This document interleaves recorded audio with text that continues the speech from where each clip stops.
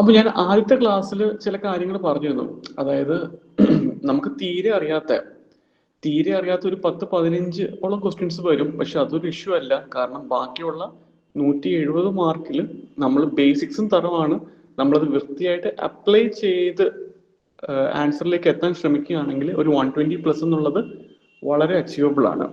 അപ്പോൾ അതാണ് നമ്മുടെ സ്ട്രാറ്റജി. ഈ പറഞ്ഞ പോലെ ഏത് ചോദ്യം വന്നാലും എഴുതാൻ പറ്റുക, എല്ലാം പഠിക്കുക എന്നൊരു സ്ട്രാറ്റജിയോടെ നമ്മൾ നിന്ന് കഴിഞ്ഞു കഴിഞ്ഞാൽ ഒരുപാട് കാര്യങ്ങൾ നമ്മൾ വായിക്കും. അവസാനം അത് റിവൈസ് ചെയ്യാനുള്ള ടൈം പോലും നമുക്ക് ഉണ്ടായിന്ന് വരില്ല.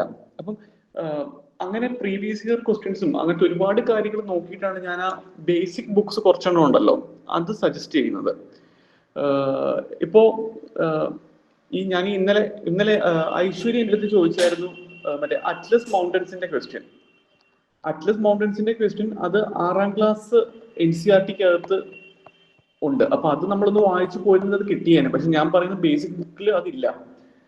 കാരണം എന്ന് പറഞ്ഞു കഴിഞ്ഞാൽ ഇനി അങ്ങനെ ഒരു ചോദ്യം വരണം എന്നില്ല. അതൊക്കെ ഒരു എക്സെപ്ഷണൽ ചോദ്യങ്ങളാണ്. നമ്മുടെ ഈ ബേസിക് ബുക്സിന്റെ വെളിയിലേക്കുള്ള ചോദ്യങ്ങൾ എന്ന് പറഞ്ഞാൽ അത് എല്ലാ വട്ടം ചോദിക്കാറുണ്ട്. ഇപ്പം ചിലപ്പോൾ ജൈനിസത്തിന്റെ പേരുകൾ അതൊക്കെ ചിലപ്പോൾ വെളിയിലുള്ള ഈ national institute of open schooling ഒക്കെ ഉള്ള NIOS അതുപോലുള്ള മെറ്റീരിയലിൽ നിന്നൊക്കെ ചോദ്യങ്ങൾ വരാറുണ്ട്. വല്ലപ്പോഴും ഒക്കെ ഒരു ചോദ്യമൊക്കെ വരാം. പക്ഷെ അത് ഒരിക്കലും കോസ്റ്റ് എഫക്റ്റീവ് അല്ല നമ്മൾ വായിക്കുന്നത്. അതുകൊണ്ട് ഈ 7 ബുക്കുകൾ സ്റ്റിക്ക് ഓൺ ചെയ്യുക, അത് പിന്നെയും വായിച്ച് തറവാക്കുക, അത് മാക്സിമം അപ്ലൈ ചെയ്യുക. പിന്നെ ഈ പറഞ്ഞ പോലെ പ്രീവിയസ് ഇയർ ക്വസ്റ്റ്യൻസും അതിന്റെ സ്റ്റേറ്റ്മെന്റുകളും അതിന്റെ അകത്തെ ടേമുകളും തറവായിട്ട് നമ്മൾ നോക്കിയിട്ടുണ്ടെങ്കിൽ തന്നെ ഇനി വരാൻ പോകുന്ന പ്രിലിംസ് എക്സാമിൽ ഒരു 10 ചോദ്യം വരെ അതിന് നമുക്ക് കിട്ടും പ്രീവിയസ് ഇയർ ക്വസ്റ്റ്യൻസിൽ നിന്ന്. ക്വസ്റ്റ്യൻസ് ആ സച്ചല്ല, പക്ഷെ അതിൽ പറയുന്ന ടേമുകളിൽ നിന്നും പിന്നെ അതുപോലെ തന്നെ ക്വസ്റ്റ്യന്റെ സ്റ്റേറ്റ്മെന്റുകൾ തൊട്ടടുത്ത എക്സാമിന് മെയിൻ ക്വസ്റ്റ്യൻസ് ആയിട്ട് ചോദിക്കാറുണ്ട്. അത് ഒരുപാട് വട്ടം അങ്ങനെ വന്നിട്ടുണ്ട്, ഇനിയും വരും. അപ്പം നമ്മുടെ ഈ പ്രോഗ്രാമിന്റെ ഉദ്ദേശം എന്ന് പറയുന്നത് 2 ആസ്പെക്ട്സ് ആണ്. ഒന്ന്, നിങ്ങൾക്ക് ആ ചെയ്യാനുള്ള ഒരു സ്കിൽ ഉണ്ടാക്കുക. എങ്ങനെ ഈ ബേസിക് ടെക്സ്റ്റ് ബുക്കിലെ കണ്ടന്റ് നമ്മൾ എങ്ങനെ അപ്ലൈ ചെയ്ത് ഉത്തരത്തിലേക്ക് കൊണ്ടുവരാൻ പറ്റും. പിന്നെ ഈ പറഞ്ഞ പോലെ പ്രീവിയസ് ഇയർ ഒരു സ്റ്റേറ്റ്മെന്റ് റിപ്പീറ്റ് ചെയ്തിട്ടുണ്ടെങ്കിൽ നമുക്ക് ഇത്തവണ അത് ആൻസർ ചെയ്യാൻ പറ്റണം. അങ്ങനെ തന്നെ ഒരു 10 ക്വസ്റ്റ്യൻസോളം ഡിഫറൻസ് വരും നമുക്ക്.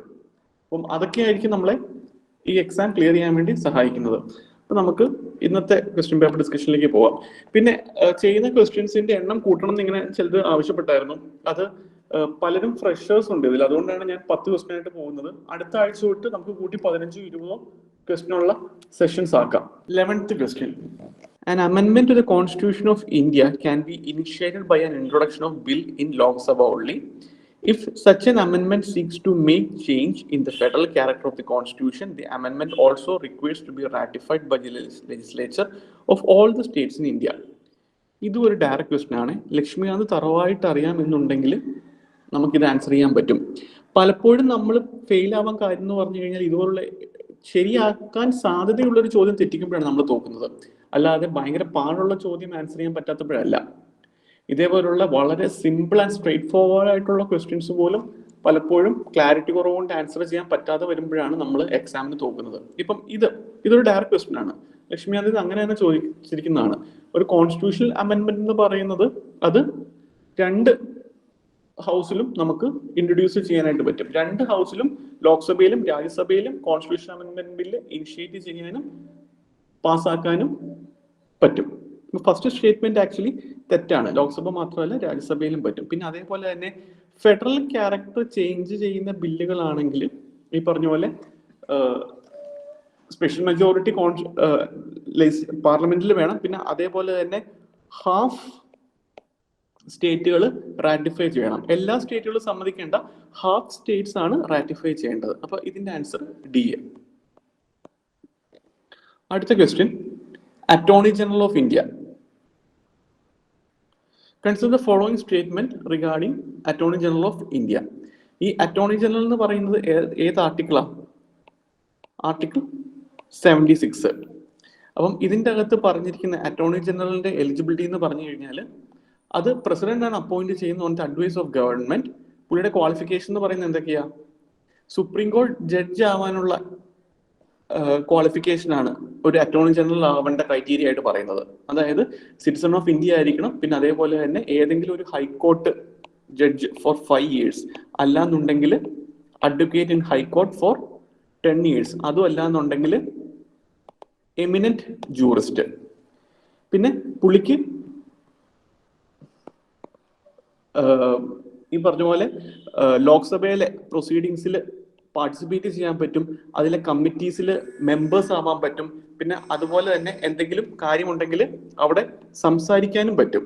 പ്രിവിലേജസ് എല്ലാം ഉണ്ട്, പക്ഷെ പുള്ളിക്ക് വോട്ടിംഗ് റൈറ്റ് മാത്രം ഇല്ല. അങ്ങനെ വരുമ്പോൾ ആൻസർ 1, 2 and 3. Question number 30. ഇപ്പൊ ഈ അറ്റോർണി ജനറലിന്റെ ക്വസ്റ്റ്യനും അതൊരു ഡയറക്റ്റ് ക്വസ്റ്റ്യൻ ആണ്. ബേസിക് ബുക്സ് പഠിച്ച ഒരാൾക്ക് അത് ഡയറക്റ്റ് ആയിട്ട് അതിന്റെ ഉത്തരം കിട്ടും. അങ്ങനെയുള്ള ഒരു ഡയറക്റ്റ് ക്വസ്റ്റ്യൻ ആണ് അറ്റോർണി ജനറലിൻ്റെത്. Question number 30.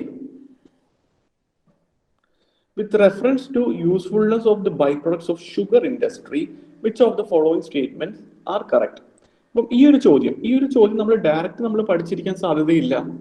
അപ്പം ഇങ്ങനെ ഒരു ക്വസ്റ്റ്യൻ നമ്മൾ കാണുന്നു, നമുക്ക് ഫോർ ഹാൻഡ് നോളജ് ഇല്ല, പക്ഷെ മേ ബി നമ്മളത് കേട്ടിട്ടുണ്ടായിരിക്കാം, ഇല്ലെങ്കിൽ ഒരു പക്ഷെ നമ്മൾ ഒട്ടും കേൾക്കാത്തൊരു ചോദ്യമായിരിക്കാം. അങ്ങനെ ഒരു ചോദ്യം വരുമ്പോഴേക്കും നമ്മൾ ചെയ്യേണ്ടത് പിന്നെയും ആ ക്വസ്റ്റ്യൻ വായിക്കണം. അതിലെ ഓരോ സ്റ്റേറ്റ്മെന്റുകളും പിന്നെയും വായിക്കണം. വായിച്ച് ഈ പറഞ്ഞ പോലെ ആ ബേസിക് നോളജും അതേപോലെ നമ്മുടെ കോമൺ സെൻസും അപ്ലൈ ചെയ്ത് ആ ഒരു statements does it make sense എന്നുള്ള കാര്യം നമ്മൾ പിന്നെ ആലോചിക്കണം. അങ്ങനെ നമുക്ക് ഉത്തരത്തിലേക്ക് വരാൻ പറ്റും. Bagasse can be used as a biomass fuel for the generation of energy. Bagasse can be used as biomass fuel for the generation of energy. ഇപ്പം ഷുഗർ ഇൻഡസ്ട്രിയും അതിന്റെ ബൈ പ്രൊഡക്ട്സും ഒക്കെ വെച്ച് എത്തനോൾ പോലുള്ള സാധനങ്ങൾ, അത് നമ്മൾ സ്ഥിരം പത്രത്തിൽ കാണുന്ന ഒരു സാധനമാണ്. എത്തനോൾ ബ്ലെൻഡിങ്ങിന്റെ കാര്യത്തിലൊക്കെ നമ്മൾ സ്ഥിരം കാണുന്നതാണ്. ബഗാസയും മൊളാസസും ഒക്കെ എത്തനോൾ ഉണ്ടാക്കാൻ വേണ്ടി ഉപയോഗിക്കാം എന്നൊക്കെയുള്ള കാര്യങ്ങൾ. അപ്പൊ 1ഉം 3ഉം എന്തായാലും ശരിയാന്നുള്ളത് നമുക്ക് ഈ പറഞ്ഞ പോലെ പത്രം വായിക്കുന്ന ഒരാൾക്കാണെങ്കിൽ അത് മനസ്സിലാവും. Molasses can be use for the production of ethanol. Bagasse can be used as biomass fuel for the generation of energy. ഇത് രണ്ടും ശരിയാന്നുള്ളത് ഈ പറഞ്ഞ പോലെ ഒരു കോമൺ നോളജ് ഉള്ള ഒരാൾക്ക് മനസ്സിലാവും. അപ്പം 2ഉം 3ഉം ശരിയാവുമ്പോൾ തന്നെ അതില്ലാത്തത് പോയാൽ 1ഉം 3ഉം ശരിയാവുമ്പോൾ തന്നെ അതില്ലാത്തത് പോയി കഴിഞ്ഞാൽ എയും ബിയും നമുക്ക് എലിമിനേറ്റ് ചെയ്യാൻ പറ്റും. ഇനി നമ്മുടെ ചോദ്യം എന്ന് പറഞ്ഞാൽ സെക്കൻഡ് ഓപ്ഷൻ ഉണ്ടോ എന്നുള്ളതാണ്. Molasses can be used as one of the feedstock for the production of synthetic chemical fertilizers. Molasses എന്ന് പറയുന്നത് നമ്മൾ ഓർഗാനിക് ഫെർട്ടിലൈസേഴ്സ് ഉണ്ടാക്കാൻ വേണ്ടി ഉപയോഗിക്കുന്ന ഒരു സാധനമാണ് മൊളാസസ് എന്ന് പറയുന്നത്. അപ്പൊ അതിനെ സിന്തറ്റിക് കെമിക്കൽ ഫെർട്ടിലൈസേഴ്സിന്റെ ഒരു പാർട്ടാണ് മൊളാസസ് എന്ന് പറയുമ്പോൾ ഡസ് ഇറ്റ് മേക്ക് സെൻസ്? അത് ലോജിക്കലി ആലോചിക്കുമ്പോൾ തെറ്റാകാനാണ് സാധ്യത കൂടുതൽ. പക്ഷെ ഈ പറഞ്ഞ പോലെ ചോദ്യം എന്ന് പറയുന്നത് it is used as one of the feed stocks. ഈ പറഞ്ഞ ഒരുപാട് കമ്പണൻസ് കാണും, അതൊരു ഫീഡ് സ്റ്റോക്ക് ആയിട്ട് ഉപയോഗിക്കാൻ പറ്റുമോ എന്നുള്ള കാര്യം നമ്മൾ ആലോചിച്ച് ചിലപ്പോൾ ആ എക്സാമ്പിൾ ചിലപ്പോൾ പറ്റുമായിരിക്കും നമുക്ക് തോന്നാം. പക്ഷെ കോമൺ സെൻസിലേക്ക് ഒന്ന് ചിന്തിച്ചേ, സിന്തറ്റിക് കെമിക്കൽ ഫെർട്ടിലൈസർ ആണ്, അതായത് നോൺ ഡീഗ്രേഡബിൾ ഫെർട്ടിലൈസർ ആണ്. അങ്ങനെയുള്ള ഒരു സാധനത്തിന് വേണ്ടി ഓർഗാനിക് പ്രൊഡക്ട്സ് ഉപയോഗിക്കേണ്ട കാര്യമുണ്ടോ? ഇറ്റ് ഡസന്റ് മേക്ക് സെൻസ് അല്ലേ? അപ്പൊ ആൻസർ എന്ന് പറയുന്നത് സി ആണ്, 1 and 3 only. Question number 40. Variation in the night of daytime and night time from season to season are due to. ഈ മൊളാസസിന്റെ ചോദ്യം എന്ന് പറഞ്ഞു കഴിഞ്ഞാൽ അതൊരു ഈസി ആപ്ലിക്കേഷൻ ക്വസ്റ്റ്യൻ ആണ്. 14th one. Variation in length of daytime and night time. രാത്രിയുടെയും പകലിന്റെയും ആ ഒരു ഡ്യൂറേഷന്റെ variation എന്ന് പറയുന്നത് അത് എന്തുകൊണ്ടാണ് സംഭവിക്കുന്നത് എന്നുള്ളത്. Earth's rotation on its axis, the Earth's revolution round the sun in an elliptical manner, latitudinal position of the place, revolution of Earth on a tilted axis. ഇതും direct physical geography എന്നുള്ളൊരു ചോദ്യമാണ്. ഈ പറഞ്ഞ പോലെ എർത്ത് ടിൽറ്റഡ് ആയിട്ട് ഇരിക്കുന്നത് കൊണ്ടാണ് actually ഇത് കറങ്ങി ഇപ്പുറത്ത് വരും, ഇത് കറങ്ങി ഇപ്പുറത്ത് വരുമ്പോഴേക്കും ഇതിന്റെ ഈ പോർഷനിൽ ലൈറ്റ് കുറയുന്നതും ഈ പോർഷനിൽ ലൈറ്റ് കൂടുന്നതും. അപ്പം ആ എവല്യൂഷൻ ഓൺ എ ടിൽറ്റഡ് ആക്സിസിലാണ് ഈ പറഞ്ഞ പോലെ ആ സീസൺ ടു സീസണിലുള്ള വേരിയേഷൻ സംഭവിക്കുന്നത്. അപ്പം ആൻസർ എന്ന് പറയുന്നത് ഡി ആണ്. ഇതും ഒരു ബേസിക് ഡയറക്റ്റ് ക്വസ്റ്റ്യൻ ആണ്. വളരെ സിമ്പിൾ ആയിട്ട് ബേസിക്സ് മാത്രമാണ് ഇതിൽ ടെസ്റ്റ് ചെയ്യുന്നത്. Question number 15. Narmada river flows to the west while most of other large peninsular river flows to the east. ഇത് ഒരു ഡയറക്റ്റ് ക്വസ്റ്റ്യൻ ആണ്. ആ നമ്മുടെ ഇന്ത്യൻ ജോഗ്രഫി ടെക്സ്റ്റ് ബുക്ക് ഉണ്ടല്ലോ, +1 ഇന്ത്യൻ ജോഗ്രഫി ടെക്സ്റ്റ് ബുക്കിൽ നിന്ന് ഡയറക്റ്റ് എടുത്തിരിക്കുന്ന സ്റ്റേറ്റ്മെന്റ് ആണിത്. Narmada river flows to the west while most of the other large peninsular river flow to the east. എന്തുകൊണ്ട്? നർമ്മദയും ടാപ്പിയും ആ ഇന്ത്യൻ ജോഗ്രഫി ടെക്സ്റ്റ് ബുക്കിൽ കിടക്കുന്നതെന്ന് പറഞ്ഞാൽ നർമ്മദയും ടാപ്പിയും ആ ഒരു ലീനിയർ റിഫ്റ്റ് വാലി, വിന്ധ്യാസിന്റെ സത്പുരാസിന്റെ ഇടയ്ക്കുള്ള ഒരു ലിഫ്റ്റ് വാലി ഒക്കുപ്പൈ ചെയ്യുന്നത് കൊണ്ടാണ് അവര് മറ്റേ ഈ റിഫ്റ്റ് വാലിയുടെ ഓറിയന്റേഷൻ എന്ന് പറഞ്ഞാൽ വെസ്റ്റിലേക്ക് ആയതുകൊണ്ടാണ് ബാക്കിയെല്ലാം ഈസ്റ്റിലേക്ക് ഒഴുകുമ്പോൾ നർമ്മദയും ടാപ്പിയും കൂടെ വെസ്റ്റിലേക്ക് ഒഴുകുന്നതെന്ന് ഇന്ത്യൻ ജോഗ്രഫി ടെക്സ്റ്റ് ബുക്കിന്റെ അകത്ത് കിടപ്പുണ്ട്. അപ്പം ഫസ്റ്റ് സ്റ്റേറ്റ്മെന്റ് എന്തായാലും ശരിയാണ് എ എന്നുള്ളത്. Second statement it flows between Vindhyas and Satpuras, factually ശരിയാണ്. ആക്ച്വലി വിന്ധ്യാസിന്റെയും സത്പുരാസിന്റെയും ഇടയ്ക്ക് ഒഴുകുന്നു എന്നുള്ളത് ഒരു കാരണമല്ല. അത് ഇടയിൽ കൂടെ ഒഴുകുന്നുണ്ട്, അത് ഇടയിൽ കൂടെ ഒഴുകുന്നതുകൊണ്ട് ഈസ്റ്റിലേക്കോ വെസ്റ്റിലേക്കോ ഒഴുകുക, അതൊരു കാരണമല്ല ഇതിന്റെ ഇടയിൽ ഒഴുകുന്നു എന്നുള്ളത്.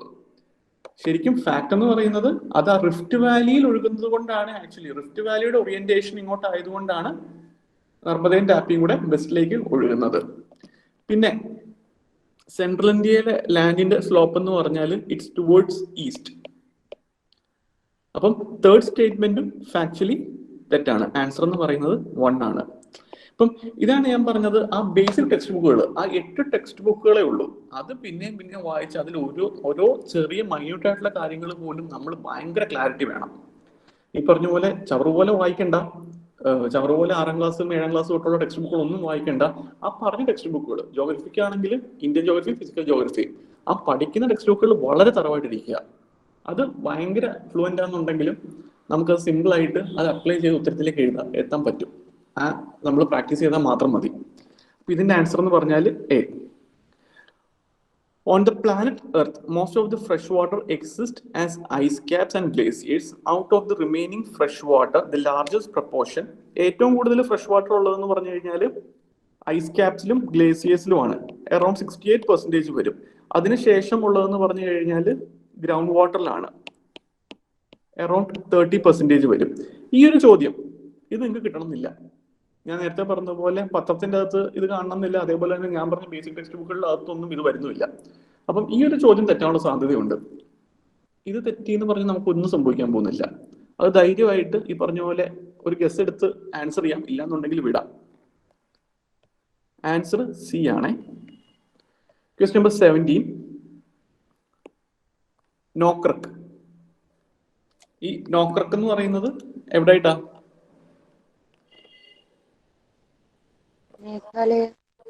മേഘാലയയിലെ ഗാരോ ഹിൽസിലാണ് നോക്രക്ക് വരുന്നത്. ലോക്ടാക്ക് എവിടാ? ലോക്ടാക്ക് മണിപ്പൂരാണ്. ബറൈലി റേഞ്ചസ് എവിടെയായിട്ടാ വരുന്നത്? ഈ ബറൈലി റേഞ്ചസ് വരുന്നത് ആസാമിൽ തന്നെയാണ്.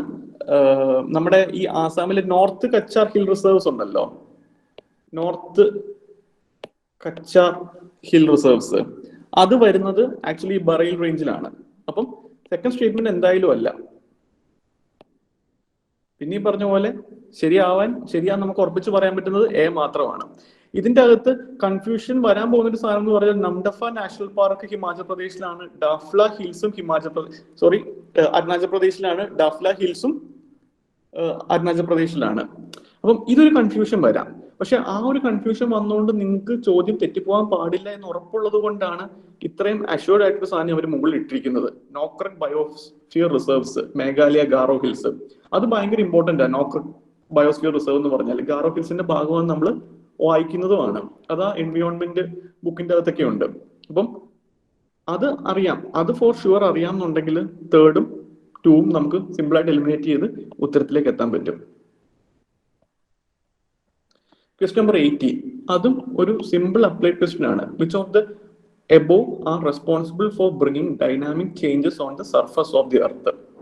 ഇതിൽ ഏതൊക്കെയുണ്ട്? ഇലക്ട്രോമാഗ്നറ്റിക് റേഡിയേഷൻ എന്ന് പറഞ്ഞു കഴിഞ്ഞാൽ ഈ പറഞ്ഞ ഇലക്ട്രോമാഗ്നറ്റിക് വേവ്സ് എന്നുള്ള റേഡിയേഷൻ മൂലമാണ് പലപ്പോഴും ആ ഒരു പ്ലേറ്റ് മൂവ്മെന്റുകൾ ഉണ്ടാവുന്നതും പിന്നെ അതേപോലെ തന്നെ ആ റേഡിയോ ആക്റ്റീവ് ഫോഴ്സുകളൊക്കെ ഉണ്ടാവുന്നതൊക്കെ. ജിയോതെർമൽ എനർജി, ക്രസ്റ്റ് മെൽറ്റ് ചെയ്യുന്നൊക്കെ ജിയോതെർമൽ എനർജി മൂലമാണ്. ഗ്രാവിറ്റേഷണൽ ഫ്ലോഴ്സ്, ലാൻഡ് സ്ലൈഡും അതേപോലുള്ള സാധനങ്ങളെല്ലാം ഗ്രാവിറ്റേഷണൽ ഫോഴ്സ് വഴിയാണ് വരുന്നത്. പ്ലേറ്റ് മൂവ്മെന്റ്, എർത്ത് ക്വേക്ക് പോലുള്ള സാധനങ്ങൾ, rotation of earth, revolution of earth, മറ്റേ വിൻഡും അതേപോലെ സീസണൽ ചേഞ്ചും എല്ലാം ഇതുവഴിയാണ് ഉണ്ടാവുന്നത്. അപ്പം ആൻസർ എന്താ? ഡി. Question number 19. ഇതും ഒരു ഡയറക്റ്റ് ക്വസ്റ്റ്യൻ ആണ്. ലക്ഷ്മികാന്ത് ടെക്സ്റ്റ് ബുക്കിന്റെ അകത്തും നേരെ ചോദിച്ചിരിക്കുന്നതാണ്. Which of the following bodies do not find mention in the constitution? National development കൗൺസിലും പ്ലാനിംഗ് കമ്മീഷൻ എന്ന് പറഞ്ഞ എക്സിക്യൂട്ടീവ് ബോഡികളാണ്, സ്റ്റാറ്റ്യൂട്ടറി അല്ല, കോൺസ്റ്റിറ്റ്യൂഷനും അല്ല. അതേസമയം സോണൽ കൗൺസിൽ എന്ന് പറഞ്ഞു കഴിഞ്ഞാൽ 1956 സ്റ്റേറ്റ് റീഓർഗനൈസേഷൻ ആക്ട് പ്രകാരം ഉണ്ടായ സ്റ്റാറ്റ്യൂട്ടറി ബോഡിയാണ്. അപ്പൊ അതിലെ 3 എണ്ണം കോൺസ്റ്റിറ്റ്യൂഷണൽ ബോഡീസ് അല്ല. Demand for Tebhaga peasant movement in Bengal. ഈ തെബാഗ എന്ന് പറഞ്ഞാൽ അതിന്റെ മീനിങ് തന്നെ ത്രിഭാഗ എന്നാണ്. ആ 3 ഭാഗം എന്നാണ് തെബാഗയുടെ മീനിങ്. ഇപ്പൊ അതറിയില്ലെങ്കിൽ പോലും നമ്മൾ വായിച്ചു കഴിഞ്ഞാൽ ആ സമയത്തെ പെസന്റ് മൂവ്മെന്റുകളുടെ പ്രധാന ആവശ്യങ്ങൾ എന്ന് പറഞ്ഞു കഴിഞ്ഞാൽ ആക്ച്വലി അവരുടെ ആ ഒരു എന്താ പറയുക, ഒരു ഡെസ്പറേഷൻ ഒഴിവാക്കുക എന്നുള്ളതായിരുന്നു. അതല്ലാതെ ഒരു റെവല്യൂഷണറി മൂവ്മെന്റുകളിലോ അങ്ങനത്തെ ഒന്നും ഈ പെസന്റുകൾ വിശ്വസിച്ചിരുന്നില്ല. അവർ അപ്പോഴത്തെ കാര്യം അഡ്രസ്സ് ചെയ്യുക. പലപ്പോഴും ഇന്റർമീഡിയറീസ് ആയ ഈ മണി ലെൻഡേഴ്സിനും അവർക്കൊക്കെ എതിരെയാണ് പലപ്പോഴും പെസന്റ് മൂവ്മെന്റുകൾ ഉണ്ടായിക്കൊണ്ടിരുന്നത്. അപ്പൊ അത് വെച്ച് നമ്മൾ വായിക്കുമ്പോൾ തന്നെ ഈ താഴത്തെ സ്റ്റേറ്റ്മെന്റുകൾ എന്ന് പറഞ്ഞാൽ വളരെ എക്സ്ട്രീം സ്റ്റേറ്റ്മെന്റ്സ് ആയിട്ട് നമുക്ക് കാണാം. ഇപ്പം ഉദാഹരണത്തിന് ഈ ബിയും സിയും ഓൾമോസ്റ്റ് സിമിലർ ആയിട്ടുള്ള സ്റ്റേറ്റ്മെന്റ് ആണ്. ആ ലാൻഡിന്റെ ഓണർഷിപ്പ് എന്ന് പറയുന്നത് സമീന്ദാഴ്സിൽ നിന്നും ഇവരിലേക്ക് എത്തിക്കുക. The grant of ownership of land to peasants so that as they were the actual cultivators. Approving of zamindari system and end of serfdom. Actually ഇത് രണ്ടും ഒരേ മീനിങ് ഉള്ള സ്റ്റേറ്റ്മെന്റുകളാണ്. പിന്നെ ഡി എന്ന് പറയുന്ന ഒരു എക്സ്ട്രീം സാധനമാണ്. റൈറ്റിംഗ് ഓഫ് ഓൾ പെസന്റ് ഡെപ്റ്റുകൾ, എല്ലാ ഡെപ്റ്റുകളും അങ്ങ് എഴുതിത്തള്ളുക എന്ന് പറഞ്ഞു. ആക്ച്വലി മോഡേൺ ഇന്ത്യ പഠിക്കുമ്പോൾ ഒരിക്കൽ പോലും നമ്മളങ്ങനെ കാണുന്നില്ല. അപ്പം ഈ തെബാഗ എന്ന് പറഞ്ഞ ത്രിഭാഗ എന്ന് പറയുന്ന ആ ഒരു ലോജിക്ക് കിട്ടിയില്ലെങ്കിൽ പോലും ആ സ്പെക്ട്രം പഠിച്ച ഒരാൾക്ക് അത് സിമ്പിളായിട്ട് ആൻസർ ചെയ്യാൻ പറ്റും. പിന്നെ ഒരു കാര്യം എന്ന് പറഞ്ഞാൽ സ്പെക്ട്രത്തിന്റെ അകത്ത് തെബാഗ പെസന്റ് മൂവ്മെന്റ് അത് എടുത്തു പറഞ്ഞിട്ടുണ്ട്. തെബാഗ പെസന്റ് മൂവ്മെന്റ് കാര്യം അത് തറവാണെങ്കിൽ ഈ പറഞ്ഞ ആ പഠിച്ച നോളജ് വെച്ച് തന്നെ ആൻസർ ചെയ്യാം. അല്ലാന്നുണ്ടെങ്കിലും കോമൺ സെൻസിക്കലി നമുക്ക് ഇതിലേക്ക് എത്താൻ പറ്റും. ഇപ്പം നമ്മൾ 2 ദിവസമായിട്ട് 20 ക്വസ്റ്റ്യൻസ് നമ്മൾ ഡിസ്കസ് ചെയ്യുന്നുണ്ട്. അതിൻ്റെ അകത്ത് ഇപ്പം ഞാൻ പറഞ്ഞ 7 ബുക്കുകൾ അത് പഠിച്ചില്ലെങ്കിൽ കിട്ടില്ല എന്ന് നമ്മൾ കണ്ട എത്ര ക്വസ്റ്റ്യൻസ് വന്നു? അബീസിനിയൻ പ്ലാറ്റ്യൂ അറ്റ്ലസിന്റെ അത് കിട്ടത്തില്ല. പിന്നെ ഇന്ന് പറഞ്ഞത് ആ വാട്ടറിന്റെ ക്വസ്റ്റ്യൻ, പ്ലാനറ്റ് എർത്തിൽ ഏറ്റവും കൂടുതൽ വെള്ളം എവിടാണ് ഉള്ളതെന്നുള്ള. അപ്പം ആ ബേസിക് ക്വസ്റ്റ്യൻസ് ബേസിക് ബുക്കുകൾ തറവാണ്. ഈ പറഞ്ഞ പോലെ ആ കോമൺ സെൻസ് നമ്മൾ അപ്ലൈ ചെയ്യുന്നുണ്ട്, ലോജിക്കലി നമ്മൾ എഴുതുന്നുണ്ടെന്നുണ്ടെങ്കിൽ ആദ്യത്തെ 20 എണ്ണത്തിൽ നമുക്ക് തെറ്റാൻ സാധ്യതയുള്ള വെറും 2 എണ്ണം മാത്രമേ ഉള്ളൂ. പോട്ടെ, ഈ പറഞ്ഞ പോലെ നമ്മൾ അശ്രദ്ധ കൊണ്ടില്ലെങ്കിൽ നമ്മൾ ആ 50-50 എടുത്തിട്ട് ആ ഉത്തരത്തിലേക്ക് എത്തുന്ന ആ ഒരു എന്തെങ്കിലുമൊക്കെ ഇഷ്യൂസ് മൂലം വേറെ എന്തെങ്കിലുമൊക്കെ തെറ്റിക്കഴിഞ്ഞാൽ ഒരെണ്ണം കൂടെ തെറ്റുമായിരിക്കും. ഒരു 3 എണ്ണം പോട്ടെ, 4 എണ്ണം തെറ്റുമായിരിക്കും. ചിലപ്പം ഇപ്പം ഈ പേപ്പർ തന്നെ നമ്മൾ ചില 20 ക്വസ്റ്റ്യൻസിന്റെ അകത്ത് അങ്ങനെ ഈ 2 എണ്ണം തെറ്റാനുള്ള സ്കോപ്പ് പോലും ഇല്ലാത്ത പല സെക്ഷനുകൾ നമുക്ക് കാണാൻ പറ്റും. അപ്പൊ അതിന് കാരണം എന്ന് പറഞ്ഞു കഴിഞ്ഞാൽ ആക്ച്വലി എക്സാം വളരെ സിമ്പിൾ ആണ്. പ്രിലിംസ് നമ്മളാണത് കോംപ്ലിക്കേറ്റഡ് ആക്കുന്നത്. നമ്മൾ എന്തോ വലിയ സാധനമാണെന്ന് കരുതി ആ നോളജ് കൊണ്ട് അതിനെ ബ്രേക്ക് ചെയ്യാൻ ശ്രമിക്കുമ്പോഴാണ് പ്രിലിംസ് നമ്മൾ തോക്കുന്നത്. അല്ലാന്നുണ്ടെങ്കിൽ ഒരു 140+ ഒക്കെ വളരെ സിമ്പിൾ ആയിട്ട് നിങ്ങൾക്ക് പ്രിലിംസിന് വാങ്ങിക്കാവുന്നതേ ഉള്ളൂ. നമ്മുടെ ഈ കഴിഞ്ഞ 8 വർഷത്തെ ആ ക്വസ്റ്റ്യൻ പേപ്പർ ഡിസ്കഷൻ കഴിയുമ്പോൾ നിങ്ങൾക്ക് മനസ്സിലാവും. ഈ പറഞ്ഞ പോലെ എല്ലാ വർഷവും റിക്കറിംഗ് ആയിട്ടൊരു പാറ്റേൺ ഉണ്ട്. പിന്നെ അതുപോലെ തന്നെ വേറെ ചില കാര്യങ്ങളും ഉണ്ട്. അവരുടെ എക്സ്ട്രീം സ്റ്റേറ്റ്മെന്റുകൾ അത് പലപ്പോഴും അതങ്ങനെ ശരിയാവണമെന്നില്ല. എപ്പോഴും പ്രൈമസ് നമുക്ക് കോമൺ സെൻസിന് തന്നെ കൊടുക്കണം. അത് ഓരോ ക്വസ്റ്റ്യൻ നമ്മൾ അനലൈസ് ചെയ്ത് പോകുമ്പോഴേക്കും അവസാനം നിങ്ങൾക്ക് അതിലൊരു ഹാങ് കിട്ടും, എങ്ങനെയാണ് നമ്മളത് ഫേസ് ചെയ്യേണ്ടതെന്നുള്ളത്. അപ്പം ഇന്നത്തെ സെഷൻ ഇവിടെ വെച്ച് നിർത്താണ്. ബാക്കിയുള്ള 10 ക്വസ്റ്റ്യൻ നമ്മൾ നാളെ അനലൈസ് ചെയ്യും. ഞാൻ പറഞ്ഞ പോലെ ഇത് പോയി നിങ്ങൾ ഒന്നുകൂടെ ഒന്ന് ചെയ്ത് നോക്കുക. എന്തെങ്കിലും ഡൗട്ട് ഉണ്ടെങ്കിൽ ഒന്ന് ചോദിക്കുക. ഇതിന്റെ അകത്ത് നിങ്ങൾക്ക് കോംപ്രഹെൻഡ് ചെയ്യാൻ പറ്റാത്ത എന്തെങ്കിലും ഉണ്ട്, അല്ല വേറൊരു ആൾട്ടർനേറ്റീവ് വേ ഉണ്ട്, അങ്ങനെയൊക്കെ ഉണ്ടെങ്കിൽ ക്ലാസ്സിൽ ഈ പറഞ്ഞ പോലെ പറയുക, നമുക്ക് ഡിസ്കസ് ചെയ്യാം. എന്തെങ്കിലും സംശയമുണ്ടെങ്കിൽ ചോദിക്കാം. ഇല്ലാന്നുണ്ടെങ്കിൽ നാളെ കാണാം.